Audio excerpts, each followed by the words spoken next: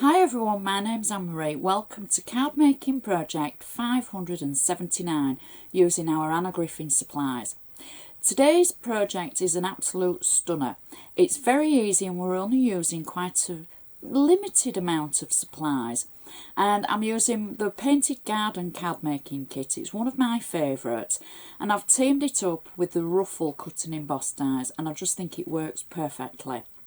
Everything I do use I should put in a detailed list on my blog, so please be sure to check it out. I'll also include extra photos as well. And can I just say it's nice to be back. I've had an extra week off and I'm feeling rejuvenated. March and April are going to be very busy months, so please keep a check out. And keep checking my blog and check me out on Facebook and Twitter, Instagram, etc. It's lovely to hear from you, and it's been really nice to keep getting your messages and seeing your creations. So without further ado, please sit back, relax, and let's have a look at today's gorgeous card making project.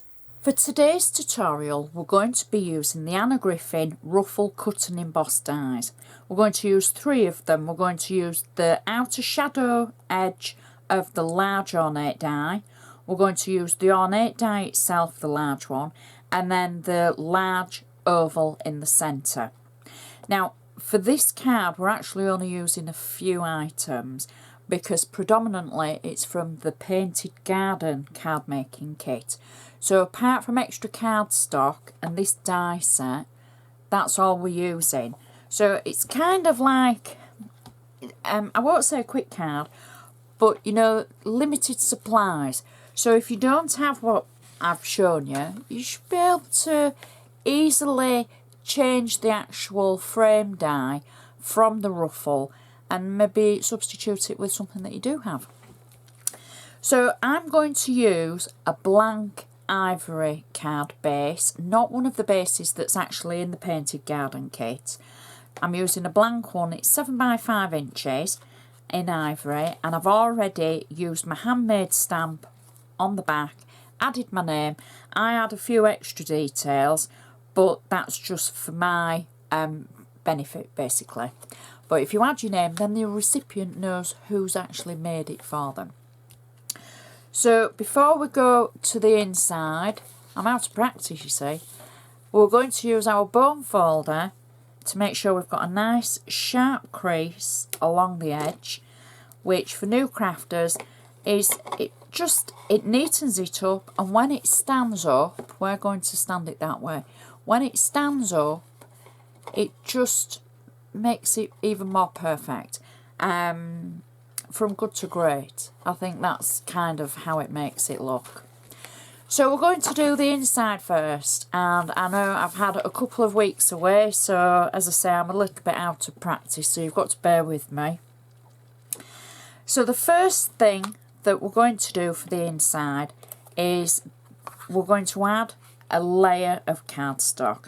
Now, further on in the card, I actually use one of the cards from the Painted Garden kit as a layer, and as I've cut it off, this is the other side of the actual card, so I'm not wasting anything. I've got double-sided tape on the back, so this is flat adhesive tape, so I just simply peel the back of the tape away. I've inked it lightly around the edge, more for you to be able to see the contrast for the layers rather than anything else. However, it will tone in with everything we're doing. So I'm just placing that through the centre of the card. Now this is where our first die cut comes in from using our Ruffle collection of dies. I've got flat tape on the back of it, and I can peel the back of the tape away. I've got just little pieces of tape around the edge, and this is where I've not I'm out of practice, so because normally I prepare everything and I've left all these tiny little pieces on. There we go. So I've used Anna's matte gold cardstock for this, and I've embossed it as well, so it's got that extra detail, and I'm just going to place it in the centre of our insert like that. Now I've taken one of the inserts from the actual Painted Garden kit and instead of putting it in as a folded insert, I've die cut it using the large oval from the ruffle cut and embossed dies. So it just leaves the sentiment in the centre and a little bit of room for you to and from.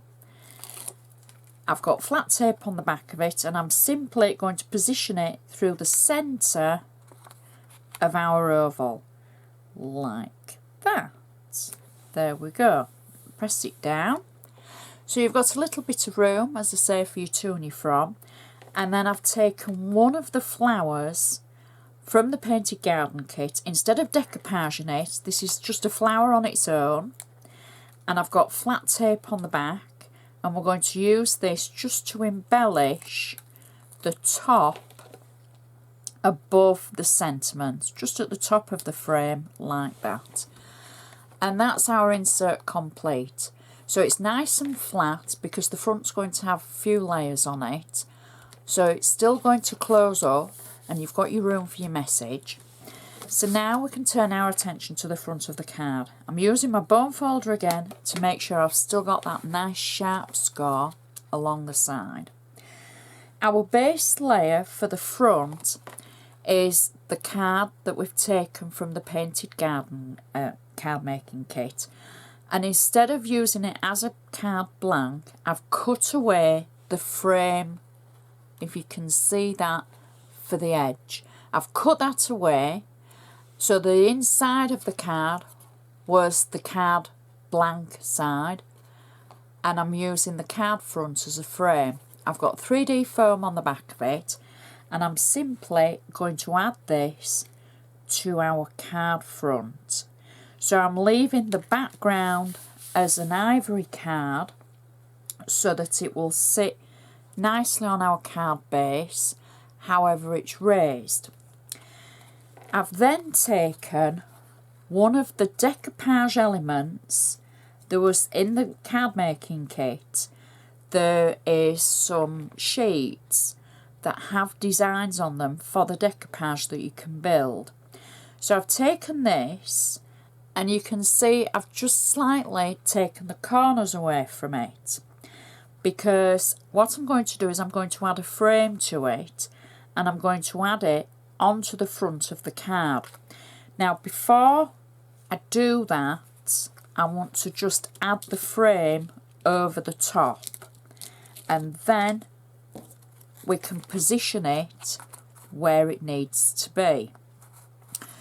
So I've cut out, using the ruffle card, the ruffle cut and embossed dies, the shadow layer with the inner oval. I've got flat tape on the back, and I can take away the carrier from the tape.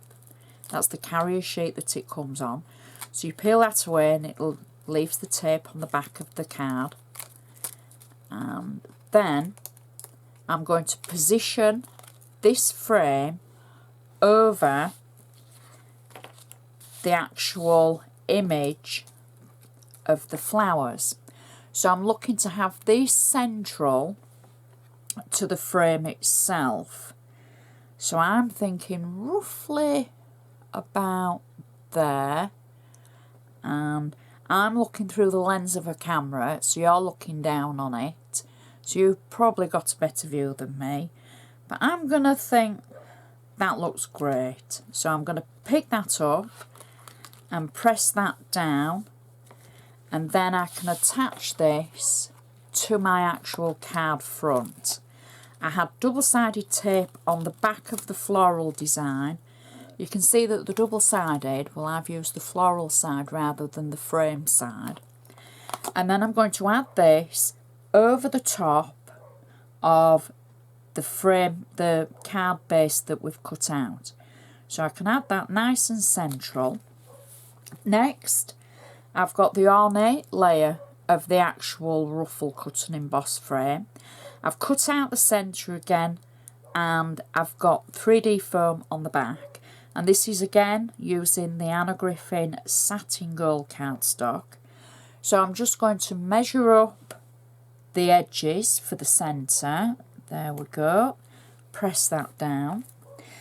Then I've taken decoupage from the actual painted garden kit and I've built it up into the layers.